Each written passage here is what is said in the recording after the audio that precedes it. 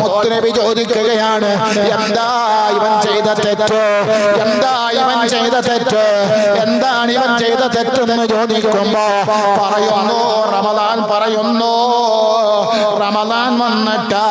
റമദാൻ വന്നിട്ട് മൈൻഡ് ചെയ്തില്ല, പരിഗണിച്ചില്ല. റമദാൻ വന്നിട്ട് ഒരു മൈൻഡും ചെയ്തില്ല, ഒരു പരിഗണനയും കൊടുത്തില്ല. അപ്പോഴാണ് അല്ലാഹുവിന്റെ റസൂലിനോട് പറയുന്നത്, ഒന്ന് റെക്കമെൻഡ് ചെയ്യോ നബിയേ, ഒന്ന് ശുപാർശ ചെയ്യുമോ നബിയേ. ശുപാർശകരിൽ ഏറ്റവും വലിയ ശുപാർശകനായ, റെക്കമെൻഡിൽ ഏറ്റവും വലിയ റെക്കമെൻഡ് ചെയ്യുന്ന ആളായ നബി തങ്ങളെ റെക്കമെൻഡ് ചെയ്യാനൊരുങ്ങുമ്പോ അതേ റമദാൻ പറയുന്നു, അല്ലാഹ് യാ മുഹമ്മദ് മുസ്തഫ നബിയേ, ഇന്ന ഖസ്മഹു റമദാൻ, ഇന്ന ഖസ്മഹു റമദാൻ.